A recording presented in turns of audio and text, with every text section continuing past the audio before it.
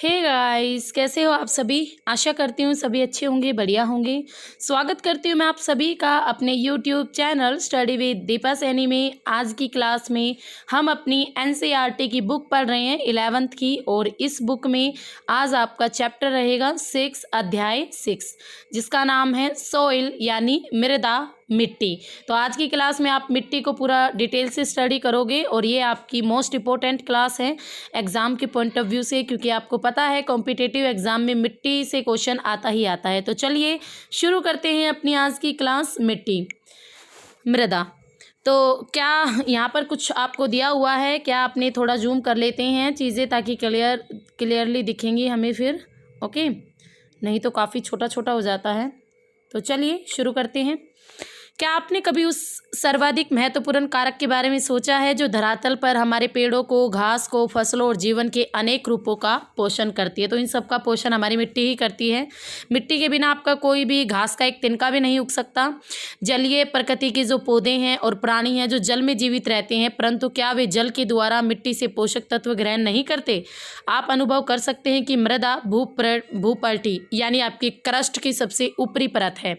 यह एक मूल्यवान संसाधन है। हमारा जो अधिकतर भोजन है, हमारे जो वस्त्र हैं, मिट्टी में उगने वाली भूमि आधारित फसलों से ही प्राप्त होता है। दैनिक आवश्यकताओं की पूर्ति के लिए हम जिस मिट्टी पर निर्भर करते हैं, उसका विकास हजारों वर्षों में होता है। अपक्षय और कर्मण की विभिन्न जो कारक है जनक सामग्री पर कार्य करके मिट्टी की एक पतली सी परत का निर्माण करते हैं। मिट्टी, शैल, मलबा और जैव सामग्री, इन सब का क्या होती है, मिश्रण होते हैं। यानी आपकी चट्टानों का, मलबे का और जैव सामग्री का मिला जुला रूप होती है मिट्टी। पृथ्वी की सतह पर विकसित होती है। मृदा निर्माण को प्रभावित करने वाले कुछ कारक आते हैं, जिसमें आपके जैसे ऊंचावच है, यानी आपका धरातल कहाँ से कैसा है वो चीज़। जनक सामग्री है, किसके द्वारा मिट्टी का निर्माण हुआ है। आपकी क्लाइमेट है, वनस्पति है और अन्य जीव रूप और टाइम।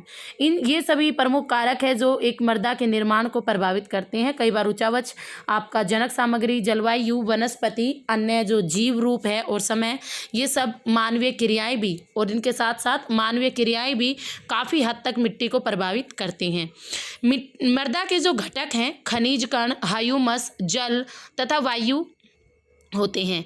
इनमें से प्रत्येक की वास्तविक मात्रा मृदा के प्रकार पर ही निर्भर करती है। कुछ मिट्टियों में तो एक या उससे अधिक घटक कम मात्रा में होता है, जबकि अन्य कुछ मिट्टियों में इस घटक का जो संयोजन है भिन्न प्रकार का पाया जाता है।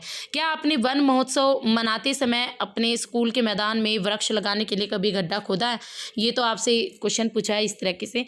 मीन्स इस पैराग्राफ में क्या कहा गया कि मिट्टी हमारी क्रस्ट का पार्ट है, हमारी भूपट्टी की ऊपरी परत है, एक ऐसा संसाधन है जहाँ जिस पर से हम पेड़ पौधे और हमारे लिए जीवन जीने के लिए भी एक इम्पोर्टेंट साधन के रूप में मानी गई है। उसके अलावा मिट्टी शैल, मलबा और जो आपकी जैव सामग्री है उनसे बनती हैं, और कुछ कारक भी है जो इसको प्रभावित करते हैं, जैसे ऊंचावच। मान लो कहीं पर आपका स्ट्रोंग सा ऊंचावच है, मीन्स पत्थर हैं, और इस तरह के इलाके में जहाँ पथरीला होता है, काफ़ी बड़े बड़े पत्थर, तो वहाँ पर आपकी मिट्टी का निर्माण होने में काफ़ी टाइम लग जाता है। जनक सामग्री, क्लाइमेट, जलवायु भी प्रभावित करती है, वनस्पति भी, तो सारी चीज़ें प्रभावित करती है मिट्टी को। आगे चलते हैं। और तो अब आपसे क्वेश्चन पूछा गया था, क्या आपने भाई पेड़ वगैरह लगाने के लिए कभी गड्ढा खोदा है? तो आपने इस गड्ढे में देखा होगा कुछ मिट्टी की परतें थी समरूप, और इसी शीर्ष से लेके तली तक, यानी ऊपरी भाग से तली तक मिट्टी के जो रंग है वो अलग अलग थे। ये वाला जो पैराग्राफ है ना, अब ये वाला, ये मोस्ट इंपॉर्टेंट होने वाला है। आजकल एग्जाम में यहाँ से क्वेश्चन आने लगे हैं। यदि हम भूमि पर एक गड्ढा खोदें और मिट्टी को देखें तो हमें मिट्टी की 3 परतें दिखाई देती है, जिसे कहते हैं संस्तर। ठीक है, का संस्तर यानी का परत, जिसमें ये सबसे ऊपर वाला पार्ट होता है। यहाँ पर जो पौधों की ग्रोथ के लिए अनिवार्य जो जैव पदार्थ हैं, जो खनिज पदार्थ हैं, जो पोषक तत्व हैं और जल, इन सब के संयोग से मिट्टी बनती है। ठीक है, तो सबसे ऊपर वाला पार्ट जहाँ पर हमारे पौधों के लिए इंपॉर्टेंट पार्ट ये का वाला ही होता है, और हमारे खनिज पदार्थ भी यहीं पर होते हैं, और पोषक तत्व भी और जल भी। खा संस्तर कै के और गै के बीच वाला संक्रमण खंड है, यानी ऊपर आपका कै, नीचे आपका गै और बीच में क्या, ख। ठीक है, तो ख आपका कै और गै के बीच वाला पार्ट है, जिसे नीचे और ऊपर दोनों ओर से ही पदार्थ प्राप्त होते हैं। इसमें कुछ जैव पदार्थ होते हैं। खनिज पदार्थों का अपक्षय स्पष्ट नजर आता है। जो खनिज पदार्थ हैं उनका अपक्षय, यानी अपक्षय मीन्स क्या होता है, वेदरिंग। जब चीज़ें यानी जब कोई भी चट्टान अपने ही स्थान पर टूटने लगती है तो उसे कहते हैं अपक्षय। गा संस्तर की रचना ढीली जनक सामग्री से होती है और ठीक है, तो उसके बाद यह परत मिट्टी निर्माण की प्रक्रिया में प्रथम अवस्था होती है। अतः अगर आपसे एग्जाम में पूछे भाई मिट्टी निर्माण की प्रक्रिया में, प्रोसेस में प्रथम अवस्था कौन सी होती है, का खा गा डाले तो गा संस्तर सबसे पहली अवस्था होती है जहाँ पर आपकी मिट्टी का निर्माण होना शुरू होता है, फिर खा में जाएगी, फिर का में जाएगी और अंततः ऊपर की दो परत इसी से बनती है। पौधों की इसी अवस्था को मृदा परिच्छेदिका भी कहा जाता है। इन तीन संस्तत्रों के बीच एक चट्टान होती है जिसे जनक सामग्री या आधारी चट्टान भी कहा जाता है। मृदा जिसका एक जटिल और भिन्न अस्तित्व है, सदैव मृदा वैज्ञानिकों को आकर्षित करती रही है। इसके महत्व को समझने के लिए आवश्यक है कि हमें मिट्टी का वैज्ञानिक अध्ययन भी करना चाहिए। तो मिट्टी का जो वर्गीकरण है इसी लक्ष्य को प्राप्त करने का एक प्रयास है। तो देखो यहाँ पर हमने जितनी भी आपके लेवल्स पढ़े थे मिट्टी के बनने के, ऊपर की दो परतें इसी से बनती है, परतों की ये इनको संयुक्त रूप से मृदा परिच्छेदिकाएं कहते हैं। 3 लेवल्स हैं, तीनों लेवल को इकट्ठा करके आपकी सोइल प्रोफाइल के नाम से ये जानी जाती हैं। उसके साथ साथ इनके नीचे जो चट्टान होगी ना, इन 3 संस्तरों के नीचे, उसको जनक चट्टान या आधारी चट्टान कहेंगे। ये सारे क्वेश्चन आपके एग्जाम में आ चुके हैं। नेक्स्ट आता है मृदा का वर्गीकरण, यानी आपका क्लासिफिकेशन ऑफ सॉइल। भारत में भिन्न भिन्न प्रकार के उच्चावच, भू आकृति, जलवायु, परिमंडल और वनस्पतियां पाई जाती हैं और भारत में अनेक प्रकार की मिट्टियों के विकास में भी इनका योगदान रहा है। ठीक है, इनका योगदान रहा है। प्राचीन काल में जो मिट्टी है, मिट्टी को 2 वर्गों में बांटा जाता था। प्राचीन काल में 2 भागों में, एक तो ऊअर जो उपजाऊ थी, एक उसर जो आपकी अनुपजाऊ थी, मीन्स उसमें उपजाऊ क्षमता नहीं थी, कृषि खेतीबाड़ी नहीं होती थी। 16वीं शताब्दी में जो मृदा का वर्गीकरण, उसकी कुछ विशेषताएं, जो बाह्य लक्षण जैसे गठन है, किस प्रकार का रंग है, ढाल कैसा है, मिट्टी में नमी की मात्रा, तो इन सब के आधार पर 16वीं शताब्दी में मिट्टी का वर्गीकरण किया जाता था। गठन के आधार पर जो मिट्टी है वो आपके ये इस प्रकार की थी, एक बलुई, एक मरणमीय, पांसु और दोमट मिट्टी। तो ये लोकल व्यक्तियों द्वारा लिए गए नाम है। ठीक है, नेक्स्ट आता है रंग के आधार पर। रंग के आधार पर लाल, पीली और काली मिट्टी। लाल, पीली, अभी आगे चल के इन सारी मिट्टियों को पढ़ेंगे कौन सी मिट्टी कैसी होती है। नेक्स्ट आता है स्वतंत्रता प्राप्ति के बाद अनेक संस्थानों द्वारा मिट्टी के वैज्ञानिक सर्वेक्षण भी किए गए। 1956 में स्थापित भारत के मृदा सर्वेक्षण विभाग ने दामोदर घाटी जैसे कुछ चुने हुए क्षेत्रों में मिट्टियों के व्यापक अध्ययन किए। भारतीय कृषि अनुसंधान परिषद ICAR, भारतीय कृषि अनुसंधान परिषद, इसकी फुल फॉर्म याद रखोगे, ICAR। ठीक है, ICAR क्या है, भारतीय कृषि अनुसंधान परिषद। इसके तत्वाधान में राष्ट्रीय मृदा सर्वेक्षण और भूमि उपयोग नियोजन ब्यूरो ने भारत की मिट्टियों पर बहुत सारे अध्ययन किए। मिट्टी के अध्ययन और अंतर्राष्ट्रीय स्तर पर इसे तुलनात्मक बनाने के प्रयासों के अंतर्गत ICAR ने भारतीय मिट्टियों को उनकी प्रकृति, उनके गुणों के आधार पर वर्गीकृत किया। तो भारतीय मिट्टी को किसने बांटा, ICAR ने, यानी भारतीय कृषि अनुसंधान परिषद ने। और यह वर्गीकरण संयुक्त राज्य अमेरिका के कृषि विभाग USDA मृदा वर्गीकरण पद्धति पर ही आधारित है। ठीक है, तो यहाँ पर ये कुछ नाम दिए हुए हैं, ये आपके USDA ने संयुक्त राज्य अमेरिका के अंदर जो मिट्टियाँ हैं उन मिट्टियों का वर्गीकरण दिखाया है। एसेप्टिसोल्स, एंटीसोल्स, एफिसोल्स, वर्टिसोल्स, एरिडीसोल्स, अल्टीसोल्स, मोलिसोल्स और कुछ अन्य। तो ये हैं, तो सबसे ज़्यादा मात्रा में एसेप्टिसोल्स 39.74। तो भारत की मिट्टियों का वर्गीकरण भी इन्हीं के आधार पर ही हुआ है। नेक्स्ट आता है हमारा भारत में, देखेंगे अब हम कौन कौन सी मिट्टियां हैं। तो भारत के अंदर अगर हम बात करें तो उत्पत्ति, रंग, संयोजन और अवस्थिति के आधार पर भारत की मिट्टियां इस प्रकार की है: जलोढ़, काली, लाल, पीली, लैटराइट, शुष्क, लवण, पिटमय और वन। यानी भारत में कुल टोटल कितनी मिट्टियां हैं, 8। भारत में 8 मुख्यतः मिट्टियां देखने को मिलती हैं। सबसे पहले आती है जलोढ़ मिट्टी। तो जलोढ़ मृदाएं उत्तरी मैदान और नदी घाटियों के विस्तृत भागों में पाई जाती हैं। तो आपका जो उत्तरी मैदान है, गंगा, यमुना, गंगा सतलुज का जो मैदान है उस मैदान में आपकी जलोढ़ मिट्टी का मैदान कहते हैं उसे। हमारे देश के कुल क्षेत्रफल के 40% भाग को आपकी यही जलोढ़ मिट्टी घेरे हुए है और ये एक प्रकार की निक्षेपण मिट्टी है। कैसी? निक्षेपण। निक्षेपण मीन्स नदियाँ अपने साथ जो गाद लाई थी, कोई चिकनी मिट्टी या छोटे छोटे जो महीन कण लाई थी, उन सबको जमा कर देती है इस प्लेन मैदान में, इसीलिए इसे निक्षेपण कहते हैं, डिपोजिशन, जिसे नदियों ने, सरिताओं ने वाहित और निक्षेपित किया है। राजस्थान के एक संकीर्ण गलियारे से होती हुई ये मिट्टियाँ गुजरात के मैदान में फैली मिलती हैं।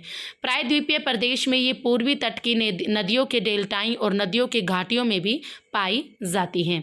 जलोढ़ मृदाएं गठन में बलुई दोमट से चिकनी मिट्टी की प्रकृति में पाई जाती है। तो कुछ कुछ दोमट मिट्टी के लक्षण होते हैं, कुछ चिकनी मिट्टी के भी होते हैं।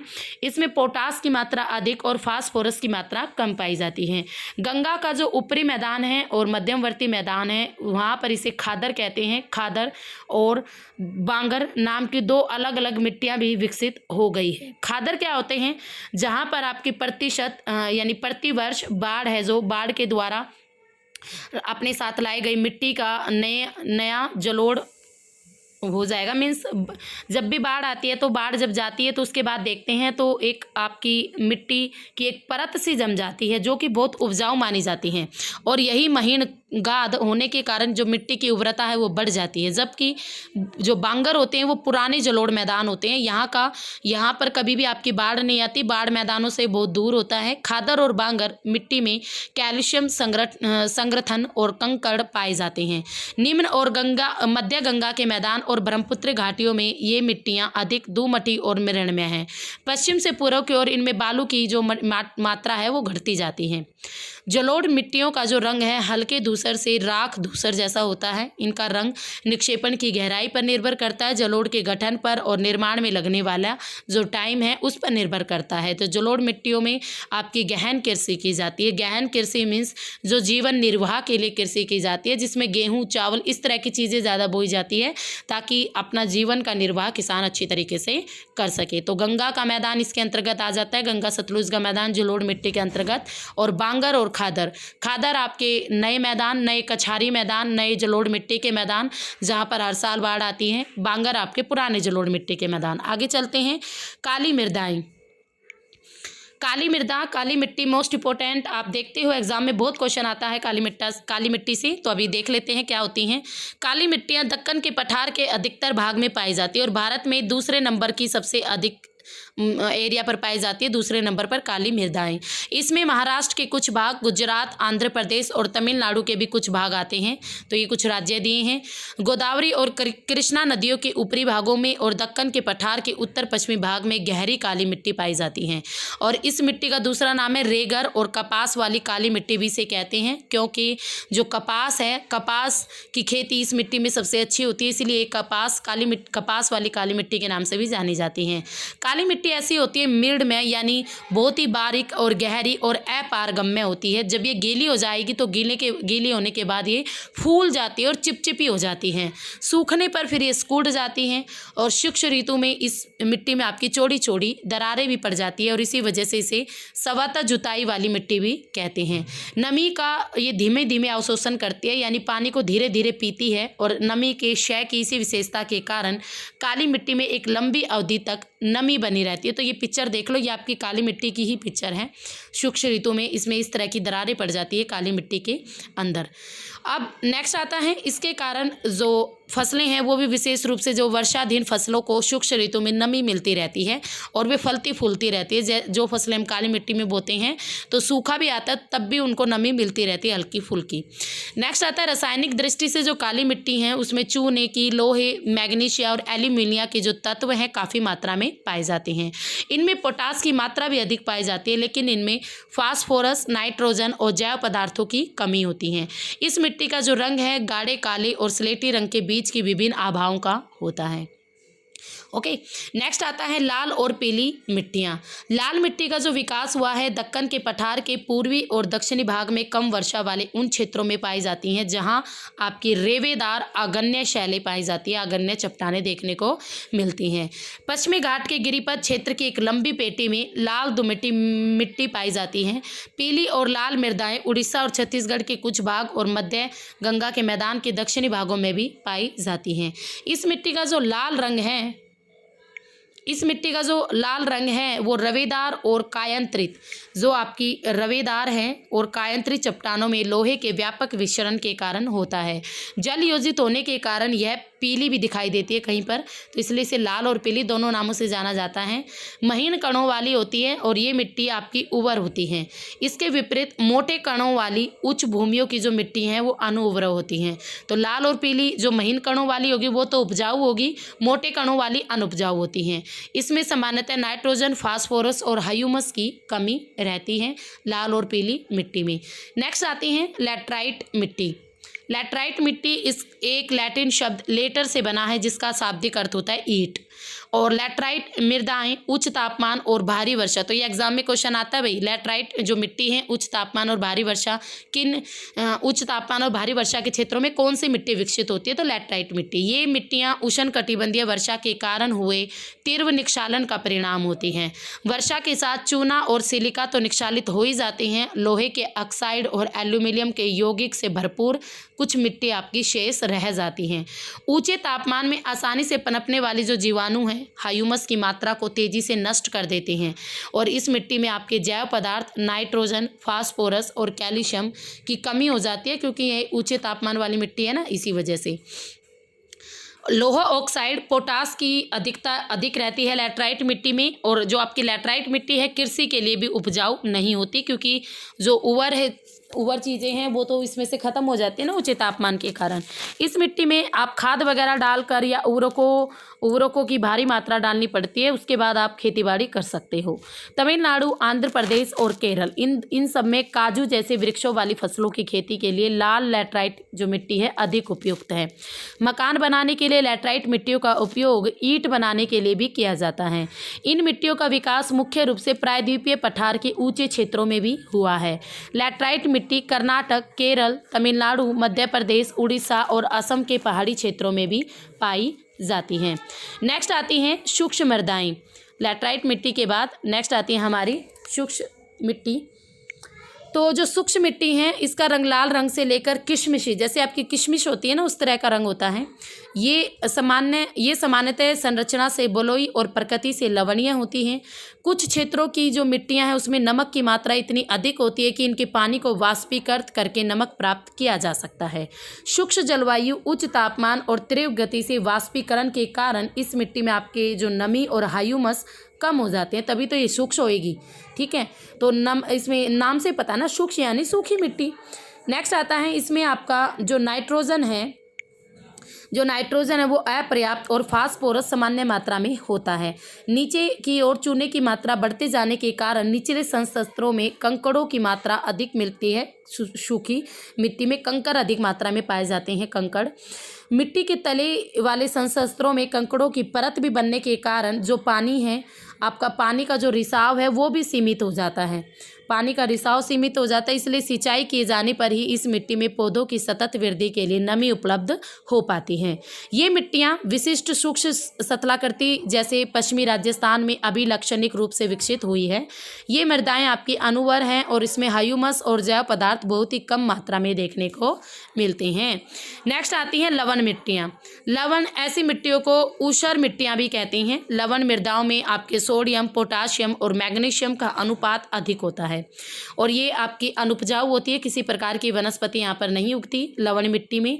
मुख्य रूप से शुष्क जलवायु रहेगी और खराब अपवाह के कारण इसमें लवणों की मात्रा अधिक बढ़ती चली जाती है और ये मिट्टी आपकी शुष्क और अर्ध शुष्क और जलाकांत्र क्षेत्रों और अनुपों में भी पाई जाती हैं। मीन्स भाई बिल्कुल अनुपजाऊ मिट्टी है, ऊसर मिट्टी है, आपकी कोई भी वनस्पति नहीं उगेगी, नमक की मात्रा ज़्यादा होती है, लवण ज़्यादा होते हैं, इस प्रकार प्रकार की मिट्टी में। इसकी रचना बलुई मिट्टी से लेकर दोमट्टी तक होती है। नाइट्रोजन और चूने की जो मात्रा है बिल्कुल कम पाई जाती है इस प्रकार की मिट्टियों में। भारत में ये मिट्टी पश्चिमी गुजरात, पूर्वी तट के जो डेल्टाई एरिया है जैसे गोदावरी, कृष्णा, कावेरी, इन नदियों का जो डेल्टा है, पश्चिमी बंगाल का सुंदरवन जो वन क्षेत्र है, इन सब में आपकी लवण मृदाएं देखने को मिलती हैं।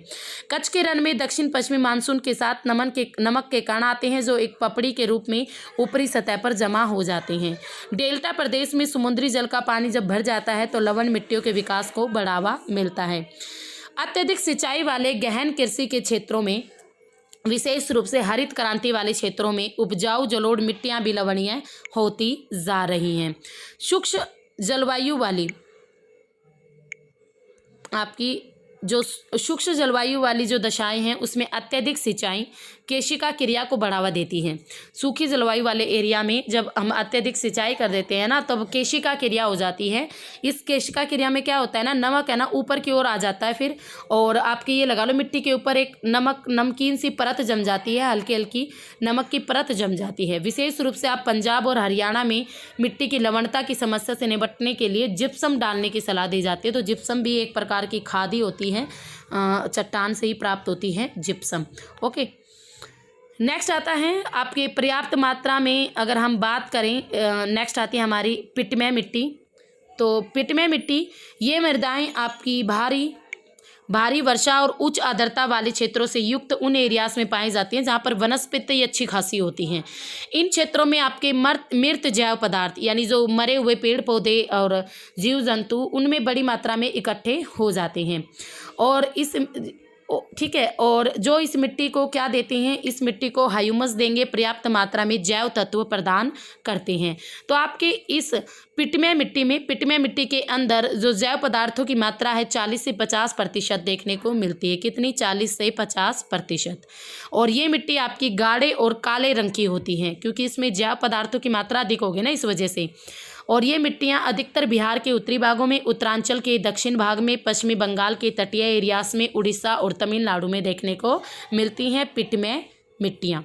नेक्स्ट आती है हमारी वन मिट्टी। तो अपने नाम के अनुकूल, जैसा इसका नाम है ना, अपने नाम के अनुरूप ये मिट्टियाँ भी आपकी पर्याप्त वर्षा वाले वन क्षेत्रों में ही मिलती हैं। इन मिट्टियों का निर्माण पर्वतीय पर्यावरण में होता है। इसमें आपके परिवर्तन के अनुसार मिट्टियों का गठन और संरचना बदलती रहती है। घाटियों में ये दोमट्टी और पानसू होती हैं, मीन्स ये कुछ दोमट मिट्टी वाले लक्षण भी रखती हैं। और ऊपरी ढालों पर ये मोटे कणों वाली मिट्टी होती हैं।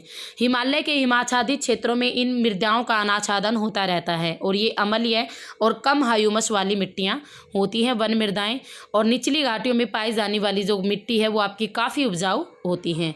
तो इस प्रकार हम देखते हैं कि जो मिट्टियाँ हैं उनका गठन, गुण, प्रकृति, फसलों, आपके पौधों, वनस्पति के अंकुरन और वृद्धि, इन सब के लिए अति महत्वपूर्ण है मिट्टी। मृदाएं क्या होती है? मिट्टियाँ एक जीवित तंत्र होती हैं जो किसी भी अन्य प्राणी की तरह विकसित, क्षय और निम्नीकृत होती है। यदि समय पर उनका सही उपचार नहीं किया गया तो बहुत बड़ी दिक्कत हो जाएगी हमारी वनस्पति के लिए, कृषि के लिए।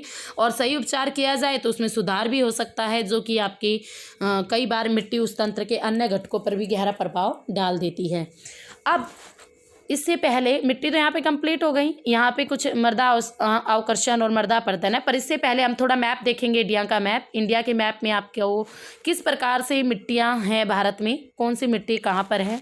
तो भाई सबसे ज़्यादा है हमारी जलोढ़ मिट्टी। तो देखो ये वाला जो एरिया है, ये यहाँ पर तक ऐसे फैला हुआ है, यहाँ से यहाँ तक और इधर तक, यहाँ पर पाई जाती है आपकी जलोढ़ मिट्टी। ठीक है, भारत में सबसे अधिक मात्रा में जलोढ़ मिट्टी का ही विस्तार पाया जाता है। दूसरे नंबर पर है काली मिट्टी। तो ये जो इतना एरिया है, ठीक है, दक्कन का पठार आ जाता है, मालवा का पठार भी आ जाता है। तो यहाँ पर आपकी काली मिट्टी है जिसका दूसरा नाम रेगड़ मिट्टी भी कहते हैं, कपासी मिट्टी के नाम से भी जानी जाती है। वन मिट्टी तो भाई पर्वतीय इलाकों में ही पाई जाएगी। तो ये भारत के जो सिक्किम में, अरुणाचल प्रदेश है, जम्मू कश्मीर है, हिमाचल प्रदेश, उत्तरांचल, तो इन राज्यों में आपकी वन मृदा देखने को मिलती हैं। नेक्स्ट आती है लाल और पीली मिट्टी। तो लाल और पीली मिट्टी आपकी ये वाले जो एरियाज हैं यहाँ पर हमारी देखने को मिलती हैं, लाल और पीली मिट्टी।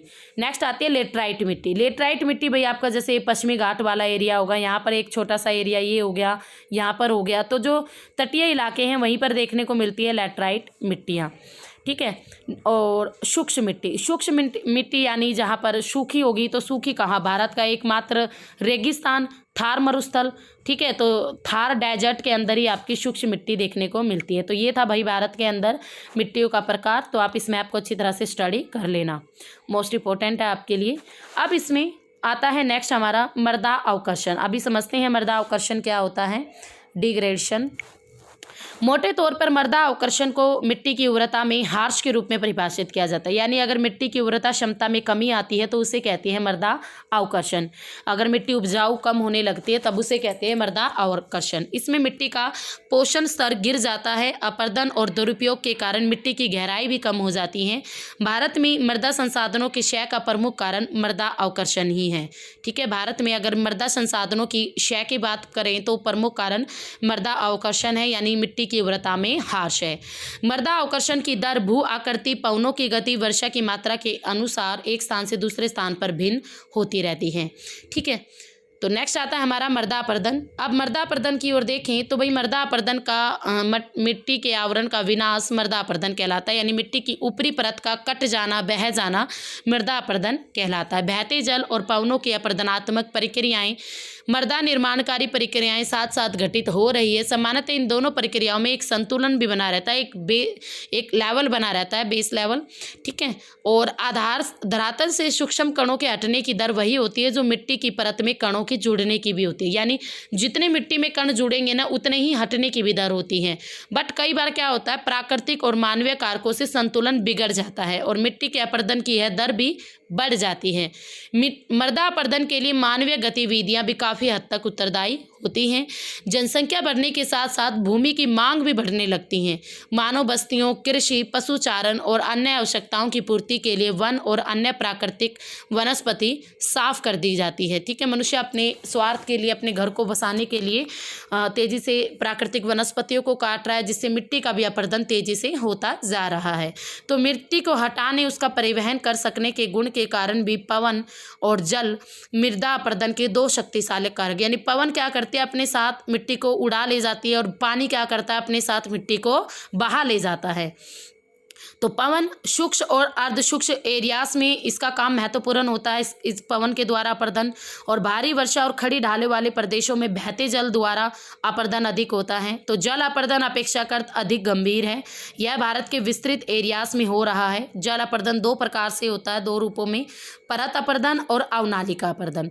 परत अपरदन जब आपकी कोई समतल भूमि है, उस पर आपकी मूसलाधार वर्षा हो रही है, तो इससे क्या होगा, इससे मिट्टी का जो हटना है ना, मूसलाधार वर्षा यानी बहुत तेजी से पानी बहता है, तो इससे आपकी जो मिट्टी है, मिट्टी की परत ऊपर से आसानी से हटने लगती है, दिखाई भी नहीं देती, किंतु यह अधिक हानिकारक होती है। इससे मिट्टी की सूक्ष्म और अधिक उबर परत हट जाती है, ऊपर वाली। और अवनालिका अपरदन में क्या होता है, ये आपका तीव्र ढालों पर होता है। वर्षा से घेरी हुई अवनालिकाएं कृषि भूमि को छोटे छोटे टुकड़ों में बांट देती है, खंडित कर देती है, और कृषि के लिए वे टुकड़े अनुपजाऊ हो जाते हैं। जिस एरियाज में आपकी अवनालिकाएं या बीहड़ अधिक मात्रा में, देखो बीहड़ कौन सी रिवर बनाती है, चंबल। कौन सी रिवर बनाती है बीहड़ भाई, चंबल नदी बीहड़ बनाती है। तो अवनालिकाएं यानी नालियों के रूप में पानी बह रहा है, तो बीहड़, इसे उत्खात भूमि सतलाकृति भी कहती है। देखो आगे दे भी दिया इन्होंने, चंबल नदी की द्रोणी में बीहड़ बहुत विस्तृत है और ये तमिलनाडु और पश्चिमी बंगाल में भी पाए जाते हैं। देश के लगभग 8,000 हेक्टेयर भूमि प्रतिवर्ष बीहड़ में परिवर्तित हो रही है। बीहड़ यानी ऐसी नालियां बन जाएंगी जिनके एक पर्टिकुलर एरिया में, जिसमें आप ना तो खेतीबाड़ी कर सकते हो ना कुछ और कर सकते हो। तो मृदा अपरदन भारतीय कृषि के लिए अब एक भयंकर समस्या बन गई है और इसके दुष्परिणाम अन्य एरियाज में भी दिखाई पड़ते हैं। नदी की घाटियों में अपरदित पदार्थों के जमा होने से उनकी जल प्रवाह क्षमता भी घट जाती है। इससे आपकी बाढ़ें भी आती है और कृषि भूमि को क्षति भी पहुँचती है। नेक्स्ट आता है वनोन्मूलन। तो देखते हैं, वनोन्मूलन मिट्टी अपरदन के एक प्रमुख कारणों में से एक है, क्योंकि जो आपकी पौधे की जड़ें होती है ना, वो मिट्टी को बांध के रखती है और अपरदन होने से रोकती है। और पत्तियां और टहनियां, ये आपके मिट्टी में जो ह्यूमस है उसकी मात्रा में वृद्धि करते हैं। जब ये सूख कर गिर जाते हैं तो मिट्टी में मिल जाते हैं, फिर उसमें ह्यूमस की मात्रा बढ़ जाती है। वास्तव में संपूर्ण भारत में वनों का विनाश हुआ है, लेकिन मृदा अपरदन पर इनका प्रभाव केवल भारत के पहाड़ी भागों में अधिक पड़ा है। भारत में सिंचित क्षेत्रों में जो कृषि योग्य भूमि का भी काफ़ी बड़ा भाग अति सिंचाई के प्रभाव से लवणीय होता जा रहा है। यानी अति सिंचाई करोगे तो कौन सी क्रिया होगी? केशिका क्रिया। और इस केशिका क्रिया में क्या होता है? भूमि के ऊपर एक नमक की परत जम जाती है और जिसे कहते हैं मिट्टी का लवणीय हो जाना। तो मिट्टी के निचले जो लेवल्स है उनमें जमा हुआ नमक धरातल के ऊपर आ जाएगा और मिट्टी की उर्वरता को नष्ट कर देगा। रासायनिक उर्वरक भी मिट्टी के लिए हानिकारक है। जब तक मिट्टी को पर्याप्त ह्यूमस नहीं मिलता, रसायन उसे कठोर बना देता है और दीर्घकाल में इसकी उर्वरता घट जाती है। यह समस्या नदी घाटी परियोजना की उन सभी समादेशी क्षेत्रों में अधिक है जो हरित क्रांति के आरंभिक लाभ भोगी थे। अनुमानों के अनुसार भारत की कुल भूमि का लगभग आधा भाग किसी न किसी मात्रा में अवकर्षण से प्रभावित होती है। ठीक है, तो अब इसमें आगे देखते हैं क्या आता है। प्रतिवर्ष भारत में अवकर्षक के जो कारक है लाखों टन मिट्टी और उसके पोषक तत्वों का ह्रास कर रहे हैं, जिसका दुष्प्रभाव हमारी राष्ट्रीय उत्पादकता पर पड़ता है। इसलिए यह आवश्यक है कि मिट्टियों के उद्धरण और संरक्षण के लिए कुछ तत्काल उपाय अपनाए जाएं ताकि मिट्टियों को बचाया जा सके। नेक्स्ट आएगा मृदा संरक्षण, यानी मृदा संरक्षण, मिट्टी को कैसे संरक्षित किया जाए, कैसे बचाया जाए। यदि मिट्टी अपरदन और मृदा क्षय मानव द्वारा किया जा रहा है तो मानव द्वारा इसे रोका भी जा सकता है। संतुलन बनाए रखने के लिए प्रकृति के लिए अपने नियम हैं। बिना संतुलन बिगाड़े भी प्रकृति मानव को अपनी अर्थव्यवस्था का विकास करने के अवसर देती है। और इसमें मिट्टी जो संरक्षण है एक ऐसा प्रोसेस है जिसमें मिट्टी की उर्वरता बनाई रखी जाती है, मिट्टी के अपरदन को, उसके क्षय को रोका जाता है और मिट्टी की जो निम्न दशाएं हो चुकी हैं उनको सुधारा जाता है। मृदा अपरदन मूल रूप से जो आपकी दोषपूर्ण पद्धतियां हैं उनके द्वारा बढ़ती है। किसी भी तर्क संगत समाधान के अंतर्गत पहला काम ढालों की कृषि योग्य भूमि पर खेती को रोकना है। जो आपके ढाल योग्य एरियाज है ना, जहाँ पर आपके स्लोप एरिया हैं, तो वहाँ पर कृषि को रोकना है। 15 से 25% ढाल प्रवणता वाली जो भूमि होती हैं, 15 से 25% ढाल प्रवणता वाली जो भूमि होती है उसका उपयोग कृषि के लिए नहीं होना चाहिए। यदि ऐसी भूमि पर खेती करना जरूरी भी हो जाए तो उस पर सावधानी से सीढ़ीदार खेत बनाकर खेती करो, ताकि जब भी पानी या बारिश आए या कुछ भी हो तो आपके जो अवनालिकाओं द्वारा एरिया ना कटे। तो भारत के विभिन्न भागों में अति चराई और स्थानांतरित कृषि ने भी भूमि के प्राकृतिक आवरण को दुष्प्रभावित किया है, जिससे आपके विस्तृत क्षेत्र अपरदन की चपेट में आ गए हैं। ग्रामवासियों ने इसके दुष्परिणामों से अवगत करवा कर इन्हें आपके जो अति चराई और स्थानांतरित कृषि इसको कुछ नियमित और नियंत्रित करना चाहिए। समोच्च रेखा के अनुसार मेड़बंदी और समोच्च रेखीय खेड़ी रात आपके सीढ़ीदार खेत बनाकर खेती करते हो, नियमित वानिकी कर रहे हो, नियंत्रित चराई कर रहे हो, आवरण फसलें उगा रहे हो, मिश्रित खेती कर रहे हो, यानी ये चीज़ों को बदल बदल के बो रहे हो, या सस्यावर्तन के उपचार के कुछ ऐसे तरीके भी है जिनका उपयोग करके हम मिट्टी अपरदन को कम कर सकते हैं। तो ये सारे तरीके अपनाकर हम मिट्टी अपरदन पर काफ़ी हद तक रोक लगा सकते हैं। अवनालिका अपरदन को रोकने और उसके बनने पर भी नियंत्रण के प्रयत्न किए जाने चाहिए। अंगुली आकार अवनालिकाओं को सीढ़ीदार खेत बनाकर समाप्त किया जा सकता है। जो उंगली आकार की अवनालिकाएं होती हैं, ऐसी नालियां होती हैं, उनमें हम सीढ़ीदार खेत बनाकर उनको खत्म कर सकते हैं और इससे आपकी जो मिट्टी है उसका अपरदन भी फिर नहीं होगा सीढ़ीदार खेती करने से।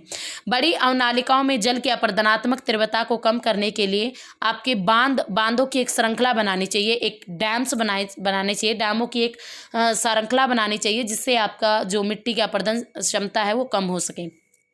अवनालिकाओं के शीर्ष की ओर फैलाव को नियंत्रित करने पर विशेष ध्यान दिया जाना चाहिए। यह कार्य अवनालिकाओं को बंद करके सीढ़ीदार खेत बनाकर आवरण वनस्पति का रोपण करके भी किया जा सकता है। सूक्ष्म और अर्ध सूक्ष्म क्षेत्रों में कृषि योग्य भूमि पर बालू की टीलों के प्रसार को वृक्षों की रक्षक मेखला बनाकर, तो हम क्या करेंगे, सूक्ष्म एरियाज में हम वृक्षों की रक्षक मेखला बनाएंगे। और रक्षक मेखला यानी मीन्स आपके पंक्ति में पेड़ लगाए जाएंगे और वन्य कृषि करके भी रोकने के प्रयास किए जाएंगे मिट्टी अपरदन को।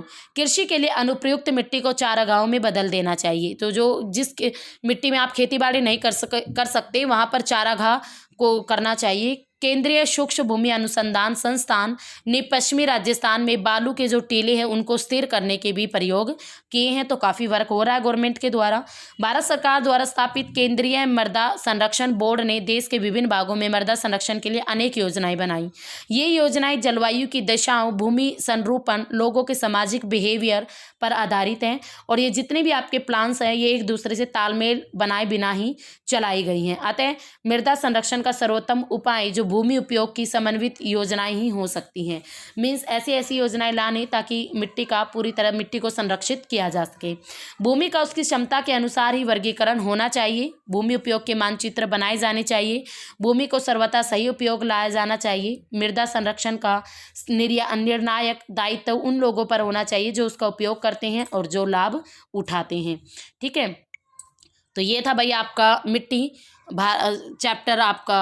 अगर हम बात करें तो आज की क्लास में हमने चैप्टर 6 कंप्लीट पढ़ा है, मिट्टियों को पढ़ा।